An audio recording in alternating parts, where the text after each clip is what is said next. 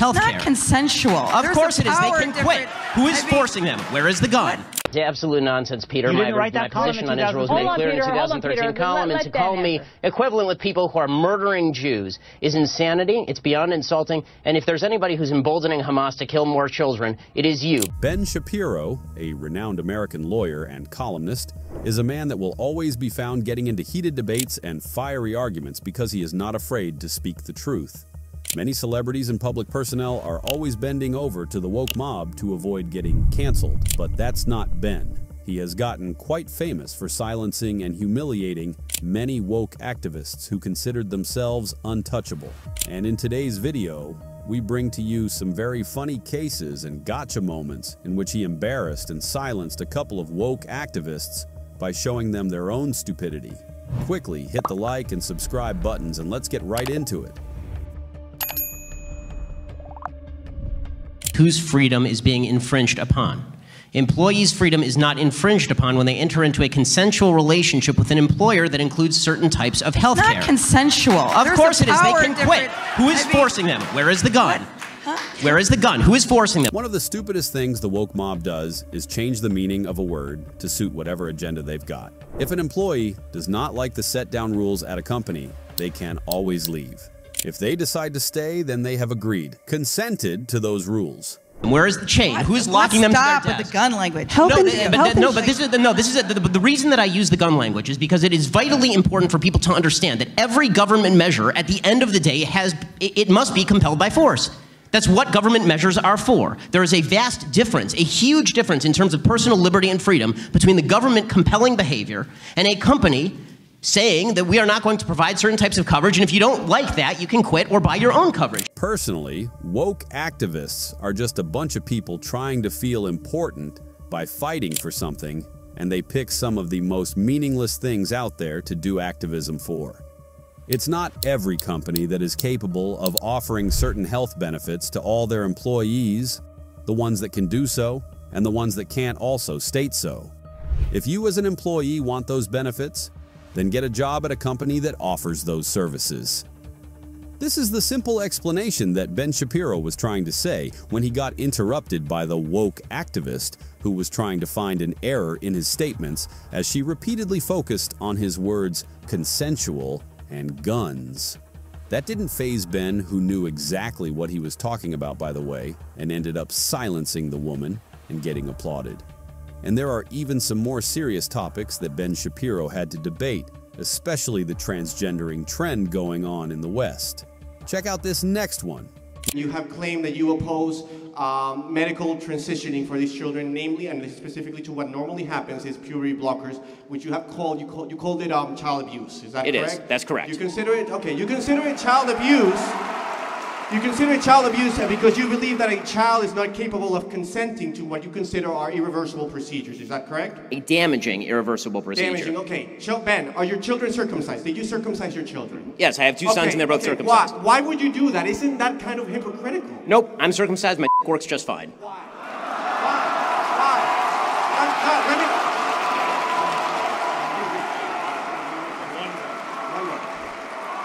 Why is violating the bodily autonomy of an infant acceptable to you? And I can say, I'm a owner, and I can tell you, there's sensitivity right there, Ben, that is removed when you do a circumcision. Why is that okay to you? Well, I don't mean to get personal, but I'm sure it doesn't seem like you could possibly have a basis for comparison. You can't be both circumcised and uncircumcised. You're going to have to choose. As far as the efficacy of a once it's circumcised, if you wish to get into the biology, I'm perfectly happy to just point at my 4 children. I can tell you there are millions of men across time who've been circumcised. This is not a quote-unquote damaging procedure in the same way that, taking a boy and shooting him full of estrogen so you can later cut off his and is. That's an absurd comparison on every level. Wait a minute. Did I just hear him compare circumcision to gender transitioning? Unbelievable. The fact that he even used that example is proof of how desperate they've become in their attempts to justify their insanity. And at this point, I don't blame just them anymore. The government folding for the woke culture has played a part in all these. You're not allowed to smoke, drink, join the military, give consent, get married, consume some content, or enter some places before a certain age because apparently you're not old or mature enough to make those decisions. but making a damaging, permanent, and life-changing decision about your physique and sexuality is allowed? Even parents can do that for kids now, before the kid can read or write. Oh boy, this stupidity needs to end. More people like Ben also need to start speaking up against these ridiculous ideas. Because why make a permanent decision on something that's just a phase?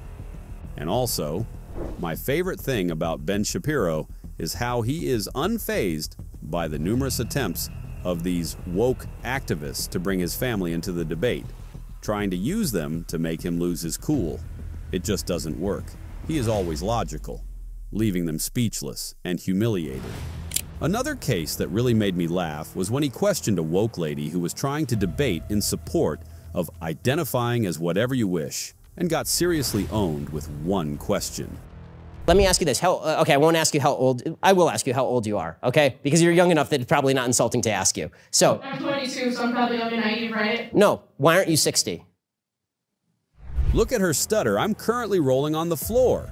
One question, and she lost her ability to speak. Isn't that really funny? How all their ideologies and beliefs get thrown upside down with one logical question. Next, you see them trying to put in one or two few words to discard the question, but they fail anyway. Why aren't you 60? And why can't you identify as 60? What is the problem with you identifying as 60? It's not the same as gender. You can't just... You're right. Age is significantly less important than gender. You can't magically change your gender. You can't magically change your sex. You can't magically change your age. You can still legally change it. People recognize... You can't legally change your age, by the way.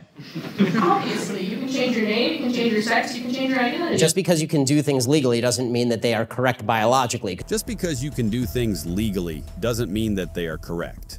I love that statement, and that's a fact.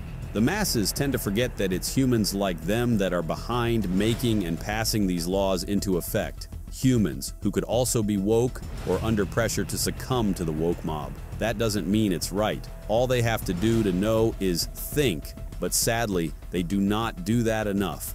And when people like Ben Shapiro do that for them, they try to get at the anti-woke people with funny allegations.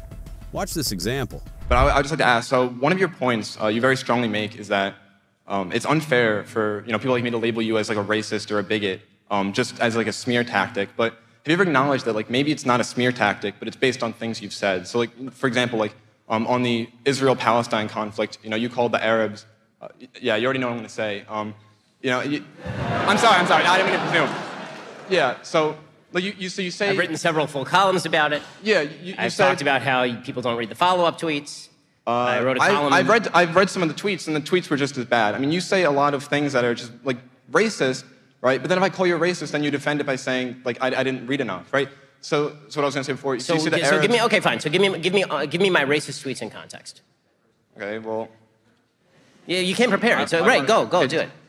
So you said that Arabs like to bomb crap and live in open sewage. This is not a typical day. Well, you before that said Israelis like to build. Did you? Okay, now the follow-ups, because you said the follow-ups didn't make it any better. Well, there's separate things that you said. No, that were also I want bad. follow-ups to that one though. Follow-ups to that specific. Would you like me to tweet? get them? I'll get them for you. If you have them, sure. This dude talked about how Ben Shapiro mentioned that people only take a part of his tweets and put it out of context without reading the follow-ups. Then he literally went on to do the same thing. Is reading an illegal thing for the woke? So on that particular issue, you've also said that the Arab-Palestine populace is, by and large, constitutes the most evil population on the face of the planet. Before you said that you've never brought up religion when it comes to abortion, but I don't think that you've avoided religion when it comes to the Israeli conflict. And I don't know that you can be completely unbiased in the issue, given that, Well, I can be unbiased on the subject that the Palestinians have elected 3 terrorist governments to form a unity government with the stated goal of the destruction of the state of Israel and the murder of all Jews in the area. So that I can be relatively unbiased on. As far as the idea that the Palestinian population... As far as the idea that the Palestinian population is more evil than other populations, they certainly hold more evil views than other populations by poll statistics, by how many Palestinians approve of terror attacks, by how many Palestinians voted for an actual terror group, Hamas, and another actual terror group, Palestinian Authority, and another actual terror group, the Islamic Jihad. Okay, so I don't think that all views are equal, and I don't think that people who hold evil views are necessarily good. I mean, I'm sorry if the polls don't support the idea that everyone is equally wonderful, but everyone is not equally wonderful. Quote, okay, so here, I've got them in front of me. Okay, so I'll finish that one, then we can move. Okay, ready? There are many, many Christian and Muslim Arabs who are wonderful people, just not the ones who oppose Israel and the Israel-Arab conflict. That would be the response within the same Twitter thread. Okay, in the post read, Israelis versus Arabs, I wrote about Arabs who take part in the Israeli-Arab conflict, as anyone who can read knows. Hashtag dumbasses. Okay, quote, I think it has much more to do with the fact that the Palestinian leadership supported by the Palestinian population uses millions for terror. I should have been more specific. Arabs who actively seek Israel's destruction. Those would be the follow-up tweets. Does that sound like genocidal mania to you, or does it sound like I'm specifically labeling a group of people who have called for Israel's destruction? I like to point out that you're not a racist, but they're dumbasses, and you're allowed to insult them. Yes, also, because if someone calls me a racist without evidence, they are definitionally a dumbass. What is genocide? Wait. Get that kid off the mic immediately before he gets even more embarrassed. Too much critical theory, too much let's get him back. And less critical thinking is just the problem of these people. It's actually a smear when they are trying to call their opponent racist instead of wrong. Just prove him wrong and don't lie. Mission impossible for them, and that's why they resort to smear tactics. At least this dude didn't start screaming and shouting when he got checked, unlike most of the other people that Ben debates. You wouldn't know how impressive that is compared to the rest. An example is the dude in the first clip who started swearing at Ben. Another one just came straight up to attack Ben Shapiro instead of debate. Watch. Hello, my name is Quentin Merritt. I'm a mathematician and a physicist here, a double major, and I also just won the most prestigious award in the country to pursue research at any institution I want, the National Science Foundation Graduate Research Fellowship. So I think I'm pretty, qualified to say that most of what you're saying is based on old data. But my question to you, and so I want you all to realize that last month, but sure. For example, gender identity disorder, that's the DSM-4, bro. We use the DSM-5 now for psychologists to be able to talk about... I literally cited the DSM-5 in the speech, and it's called gender dysphoria, which is a term that I use throughout the speech, not gender identity disorder. You sound like a bozo, bro. And you get no pussy, and you can't even make your wife wet, bro, so what's good? What? 10 seconds into the debate, and he's already throwing insults. Yeah, I don't think that man has won any prestigious award anywhere. I'm a mathematician and a physicist. You cannot tell me... So I have a question. And also, you're not a biologist. So I have a question. I'm 20... As a mathematician and a physicist, what in the hell do you know about human biology? And you got your law degree from Harvard. What do you know about biology? You got your law degree from Harvard. And frankly, I would ask another question. If your logic is so flawed as a mathematician and a physicist, I would suggest that whichever institution gave you an award, revoke it immediately. That's right. He speaks like an illiterate who didn't actually have any point to put across, but just wanted to talk too. He ended up getting humiliated by Ben Shapiro, and he sat back down real quick. Many of these woke people talk based on feelings, not logic, and that's why these debates are even a thing and why they keep getting humiliated. Let's see something less dramatic now, shall we? So I applied for a job at TJ Maxx a few weeks ago, and they denied my application. I wonder why. They didn't even call me. They just sent me some automated email. So I went in today and I was like, so what was the reason I didn't get hired? And she was like, oh, you just don't have enough experience. There was candidates that had more experience. That's my credo. No regrets. Not even a single letter? No way. Not me. And, I asked her if it was about my tattoos, obviously, because I know a lot of places don't like tattoos. She said that wasn't the reason. I don't feel like that's true. Maybe it's not true. Maybe she was being polite. Also, I just don't even know how you operate in the world looking like this and having that many piercings on your face. Also, there's just a satanic... You see her chesty. Yeah, like her cleavage is like a satanic goat.